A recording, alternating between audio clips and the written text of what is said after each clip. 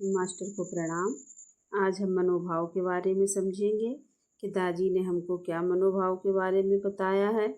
तो हमारे गुरुदेव कहते हैं कि अचल संपत्ति के मूल्यांकन में 95% महत्व स्थान और सिर्फ स्थान का है, जबकि आध्यात्मिकता में 95% सिर्फ महत्व मनोभाव का है। और हम अपनी प्रगति के लिए मनोभाव को किस तरह से उपयुक्त बना सकते हैं। जब आप अपना रूपांतरण चाहते हैं, यानी कि जब आप अपने आप को बदलना चाहते हैं, तब केवल ध्यान से ही सब कुछ नहीं होता। मन के भाव बहुत ज़्यादा महत्व रखते हैं। इससे प्रभावी विधि का सर्वाधिक अनुशासित तरीके से पालन करने पर भी सफलता पाने की संभावना केवल 5% ही होती है। बाकी की 95% सफलता आपके मनोभाव पर निर्भर करती है। आप जो करते हैं वह महत्वपूर्ण तो है ही, लेकिन यह उतना महत्वपूर्ण नहीं है जितना वह मनोभाव है जिसके साथ आप उसे करते हैं। यह नियम के केवल ध्यान पर ही लागू नहीं होता। दैनिक जीवन का कोई भी पहलू हो, यह हमारा मनोभाव ही है। तो मनोभाव ही है जो हमें बनाता है और हमारी सफलता निर्धारित करता है। यदि आप नकारात्मक मनोदशा में ध्यान करते हैं तो ये पूरी तरह से प्रतिकूल बन जाता है, क्योंकि ऐसे में आप अपनी नकारात्मकता पर ही ध्यान करते हैं। आपकी आंखें भले ही बंद हों, आप भले ही ध्यान में बैठे हुए दिखाई दे रहे हों, लेकिन वास्तव में आप अपने नकारात्मक विचारों और भावनाओं को लेकर चिंतित हैं। आप उन्हीं पर केंद्रित रहते हैं।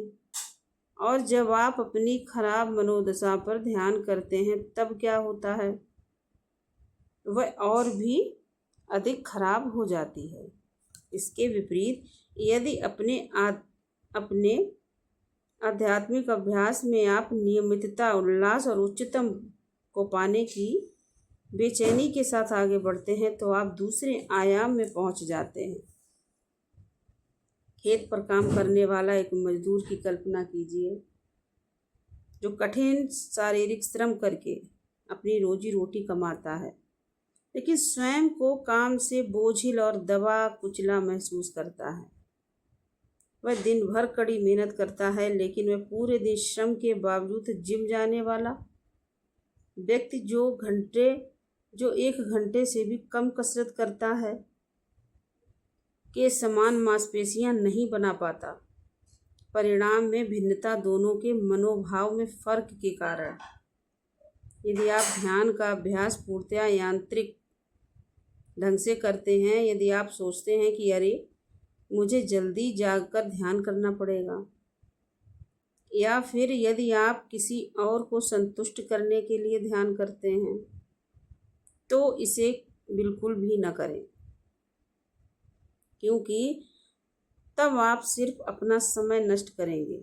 हार्टफुलनेस ध्यान की एक सरल व वैज्ञानिक पद्धति है, लेकिन इसका अनुभव करने के लिए हमें ध्यान में दिलचस्पी, इच्छा और उत्साह की आवश्यकता है।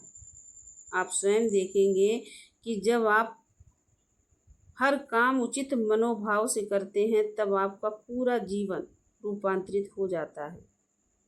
आनंदपूर्वक ध्यान। मान लीजिए कि आपने हार्टफुलनेस के चारों अभ्यासों, रिलैक्सेशन, ध्यान, सफाई और प्रार्थना को नियमित रूप से करने की आदत बना ली है। हम में से सच्चे अभ्यासी के लिए भी किसी अभ्यास को दिन प्रतिदिन करने से वह पुनरावृत्ति प्रक्रिया बन जाती है। चाहे वह तैराकी हो, कोई वाद्य यंत्र बजाना हो, या फिर ध्यान करना ही क्यों ना हो, क्रिया विधि हमेशा एक सी होती है। ऐसे में वह क्या है जो इसे जीवंत बनाए रखता है? वह है मनोभाव और रुचि। मैंने पाया कि मुझे मेरे आध्यात्मिक विकास में प्रेम, विनम्रता और प्रार्थनापूर्ण मनोभाव ने बहुत मदद की है। ध्यान का उद्देश्य चेतना की सूक्ष्मतम अवस्थाओं में प्रवेश करना है। यदि आप अपने साथ भारीपन, कलह और पीड़ा लेकर बैठते हैं, तो क्या यह संभव है? अपनी देखभाल। इसके अलावा कुछ अन्य मनोभाव भी हैं जो सूक्ष्मतम तरीके से हमें बाधित करते हैं।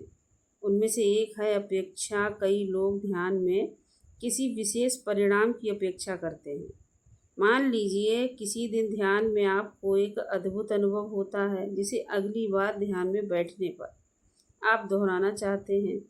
इस तरह आप ध्यान में एक शर्त रख देते हैं, आज मुझे शांति मिलनी चाहिए। हो सकता है कि इससे कुछ बेहतर अनुभव आपका इंतज़ार कर रहा हो, लेकिन आपको तो शांति ही चाहिए।